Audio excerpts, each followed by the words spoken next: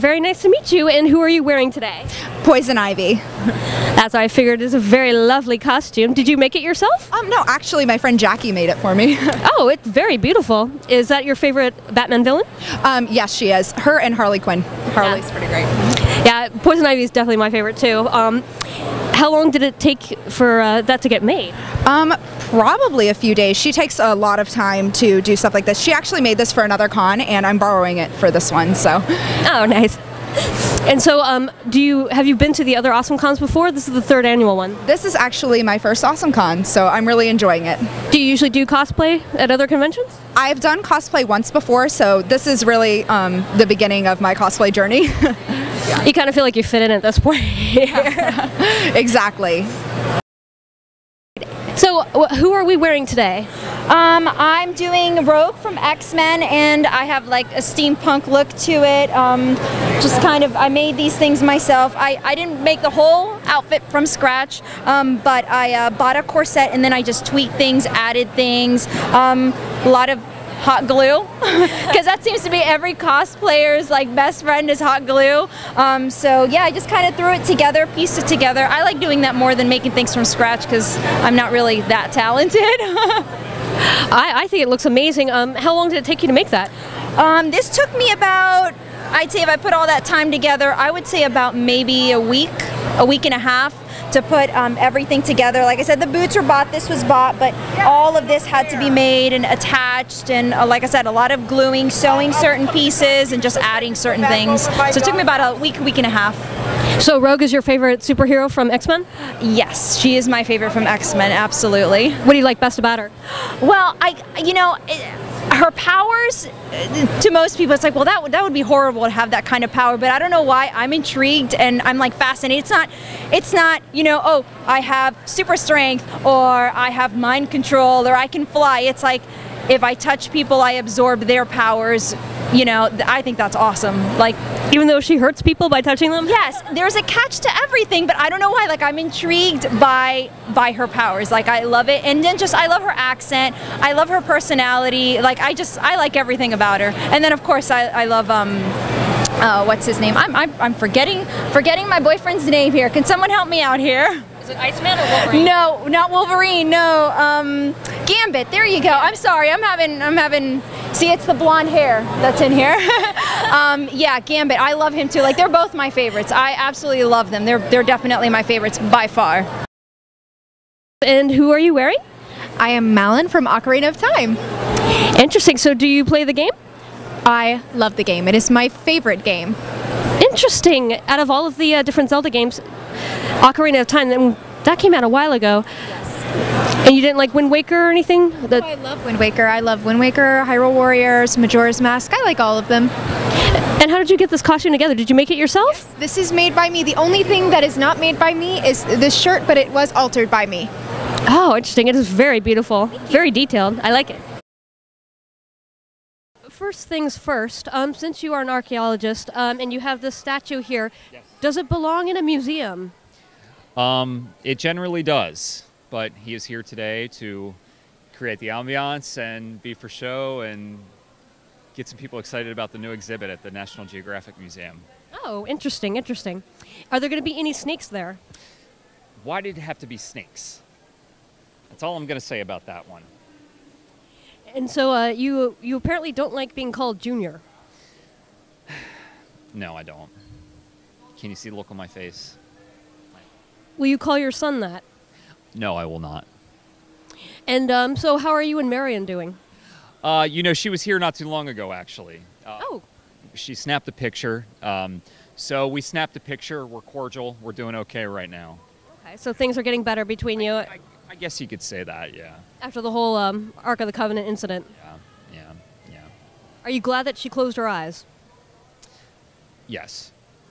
Okay, that's good. Always good to know. If the public would like to find you online or anything, where can they find you? It is at the IndianaJonesExhibition.com. Okay, so are you guys friends with Slimer? Sure, yeah. He's a friendly little spud. Yep. Do you keep him as a pet, or does he just kind of come by every once in a while to visit you guys, or? Actually, he hangs out in our Ecto one. Oh, okay. Okay, and so do you enjoy your profession as Ghostbusters? Absolutely. Best job in the world. Do you like it that people know who to call? Yes, it's very helpful. It makes things easier. You guys ever cross the streams? No comment. We're under strict orders not to comment on those matters.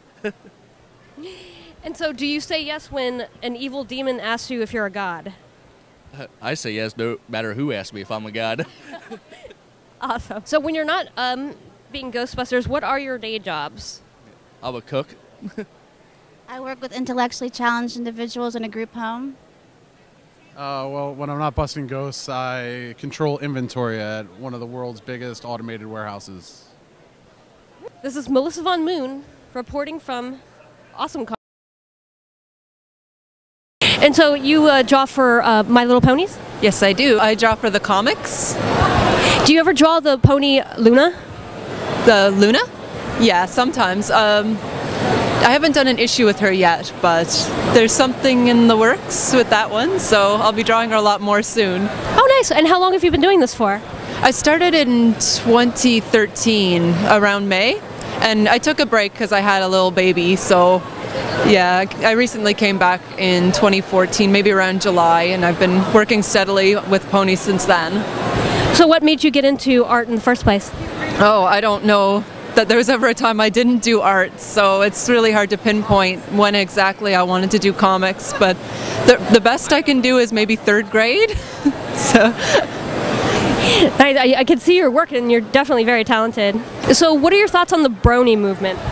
Well, it's a very interesting demographic that the ponies have hit for sure, but a lot of the bronies that I've met have been very kind and very friendly. So it's always good to meet all aspects of the fandom, from the little girls to the bronies. So interesting. Okay, so what inspired you to get into doing art? I've been doing it my whole life. Art is my life. I'm a writer, I'm an artist, and when I had the opportunity to really spread out and start doing conventions, things like that, I did that about 4 years ago. Went from being a hobby to a full-time job, and I do about 30 shows a year, and I just sort of found a niche that people really enjoy, and I love what I do. Interesting. How does it, what does it take to get from just having it just be a hobby to actually making a living out of it? Like, how did you get from that step? I stopped sleeping. I don't sleep at all. I work constantly.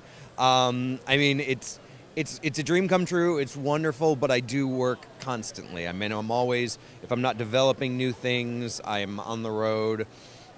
It just takes a lot of work, and it's about developing a fan base, and it's listening to people and keeping your eyes open to pop culture and seeing what people are really into right now. It's sort of clearly I'm sort of a sellout in that respect. I mean, I'm going to do what people want, but I'm not going to do something that I don't enjoy doing either. So to me, it's a fair trade-off. So you're living your dream pretty much. For now. I'd love to eventually not be on the road 30 weekends a year, but on the other hand, that gives me 20 weekends a year that I'm home. So. Oh, where would you want to go after this? Well, right now, the big idea is to develop a fan base, and then be able to spread from there with my own original things, my own original books. I've written children's books and novels, and I'm currently working on KnowMySmile.com, which is a series of learning tools for children with autism. So we've been spending the past year working on that and using my art for that as well. So what we've got here is my personal hero that I grew up with is Ripley, which I think is a very beautiful picture, by the way. I like the way you have her eyes without, it's like all white.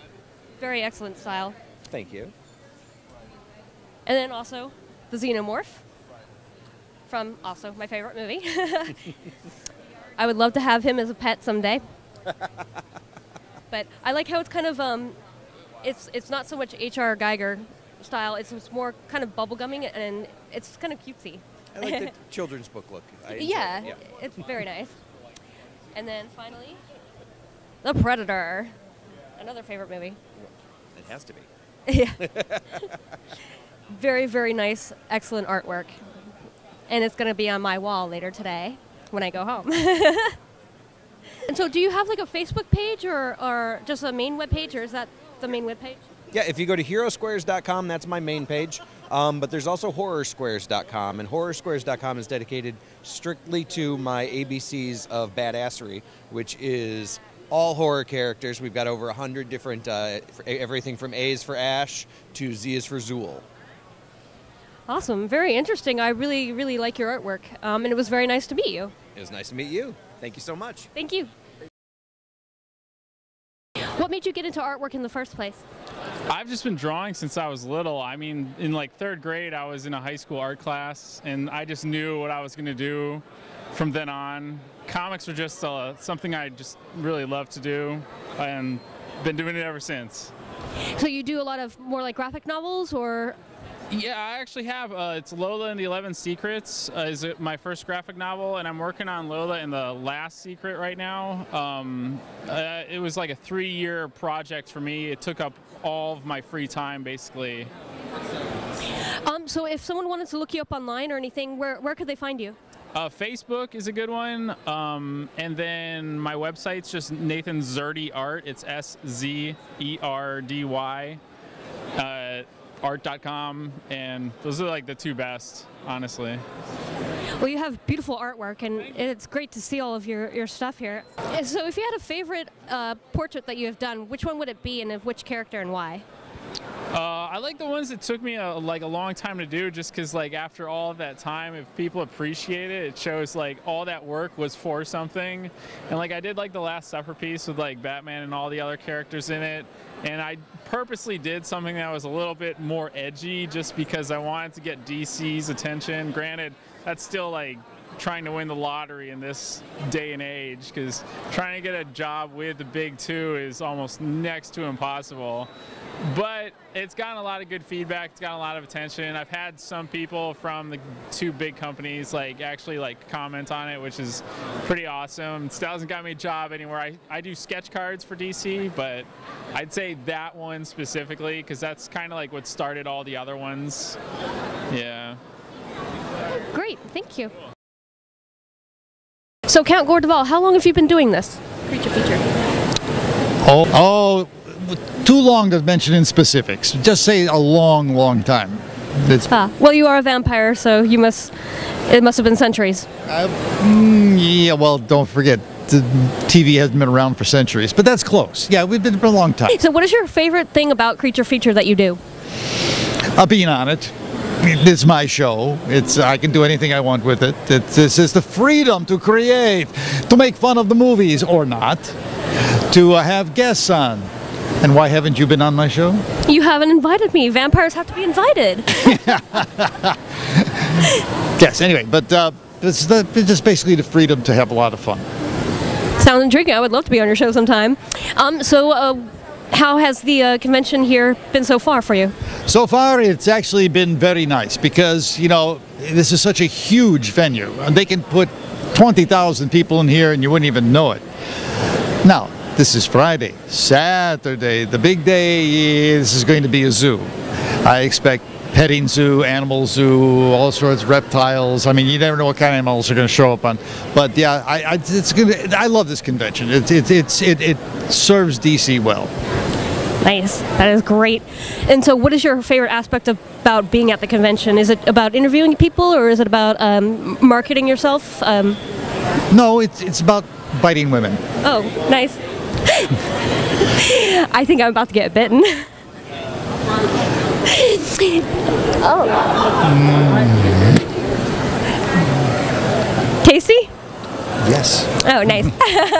Just the right amount of salt. And so, if anyone wanted to find you online or yes, I'm glad you asked. Yes. That is the most important thing of the interview. Where can we find you? www.countgore.com.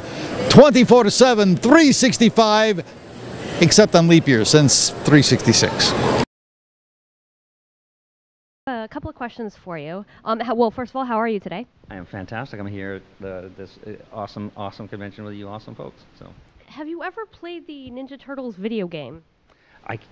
Dude, I can't beat that game. I've tried. When it first came out, it was just, I don't know if it's just me or I'm too stupid with these kind of things. I can barely run my iPhone, but I have played the games. I love them, but I just can't beat them. I'm not good enough. Which turtle do you choose to be when you play the game? Oh, Raphael, always. Raphael? Why? Well, he's he's the hothead. He's the guy, like back in school that you'd always want on your side, and when things get tough, you got in a fight or got in a tough spot, you want a guy like that with you. So Raphael is like, he's our berserker. He's our Wolverine character, if you will. So he's fun to choose. Who would you choose? My favorite is Donatello, but I usually choose Leonardo for the video game, just for the sword, more than the personalities. But how did you come up with the personalities for each of those characters?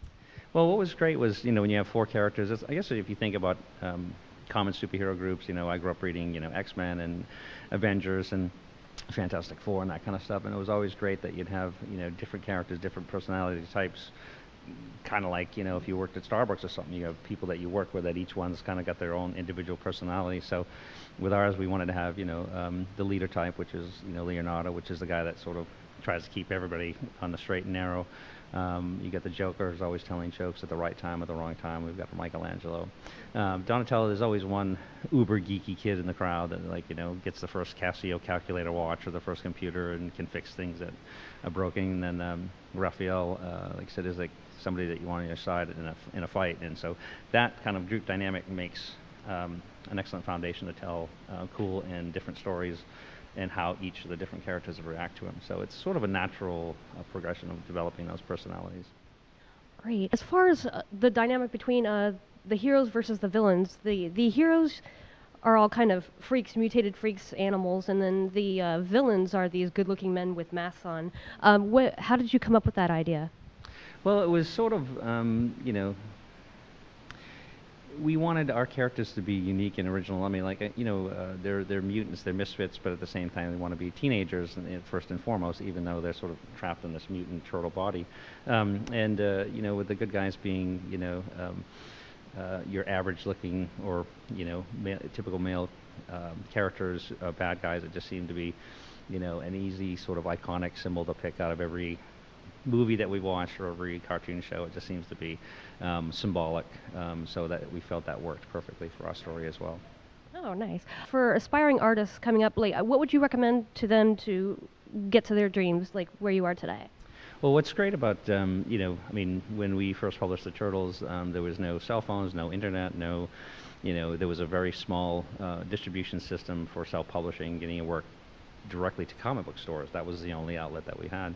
What's fantastic about today is you can reach millions and millions of people by putting your work out there on the internet. So to me, and it's a lot more affordable than, we had to borrow money from, an uncle and clean out our bank accounts to print 3,000 copies and hope that it worked.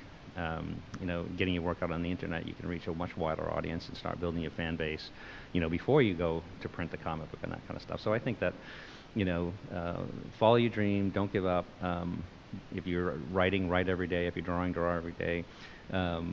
Keep your characters true, original, write the material for yourself, the things that you like to read and what inspires you, and put your work out there and get your fan response, but stick to your guns, make it your own, keep it. Do you have a website where your fans can reach you? Yes, I have, Kevin Eastman Studios.com. It's my personal website. There's information about upcoming tour dates, inside scoop, inside track on projects, upcoming things, and you can buy some artwork and some other stuff. How are you today? I'm great. How are you liking DC and AwesomeCon so far? It's good, I always like coming out to the Comic Cons.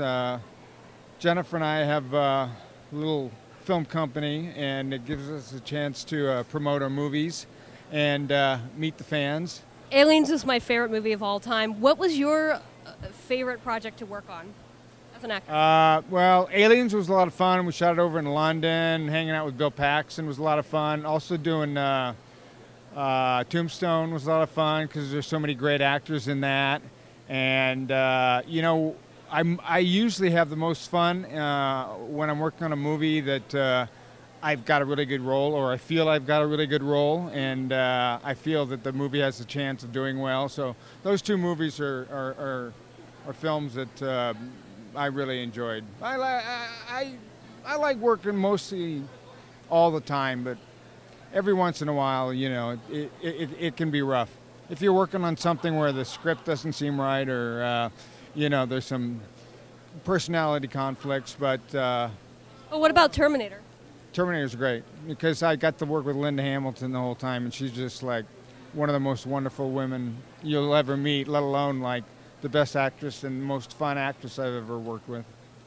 And so I heard a rumor about when Avatar was coming out that you were chosen for the role of the villain and you turned it down. Why was that? Or is Really it? what happened was I went in and I met Jim for that role in Avatar, and you know, we talked about it, and he was considering me for quite a while.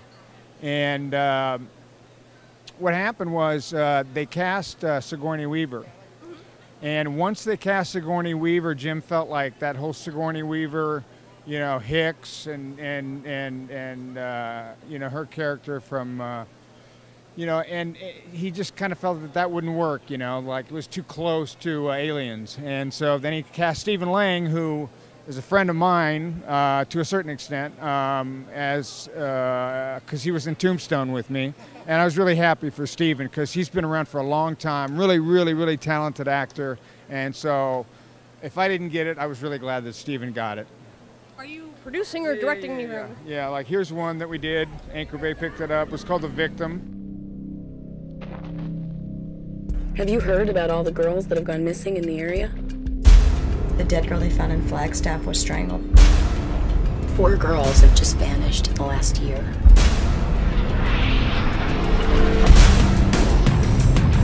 Two very bad men are about to pick up Come on, let me see it. Why don't you show it to anyone? the wrong girl.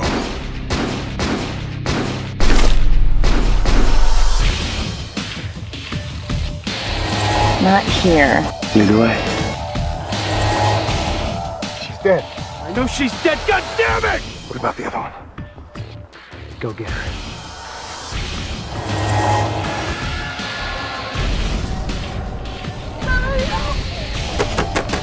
Please!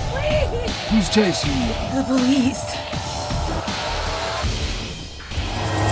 This can be easy, or this can be hard. I understand the thing about the girl.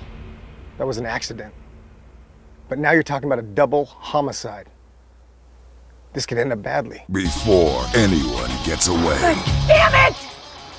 Moved her body. What are you yelling at me for? before it all gets out of control. You are in this neck deep, and you know it! Before this movie's over. Tell me what Mary is. Answer the question. You're not gonna like where I put it next. Who's the victim now?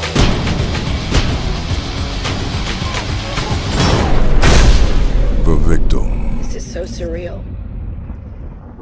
It's just wrong. Even bad girls need protection.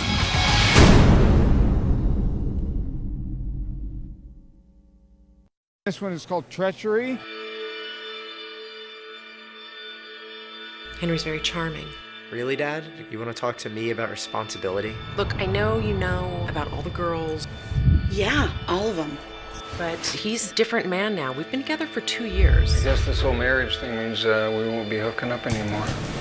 Women fake orgasms to have relationships. Men fake relationships to have orgasms. He's gonna ask her to marry him.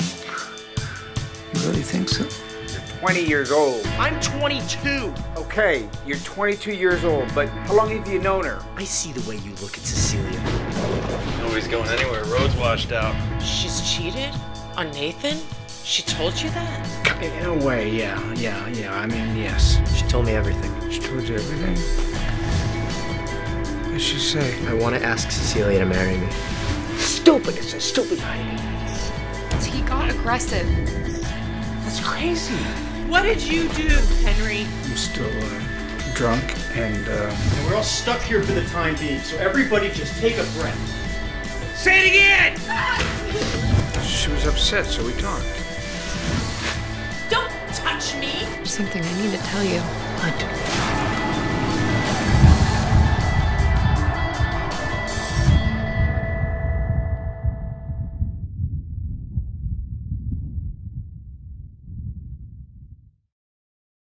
I have one final question.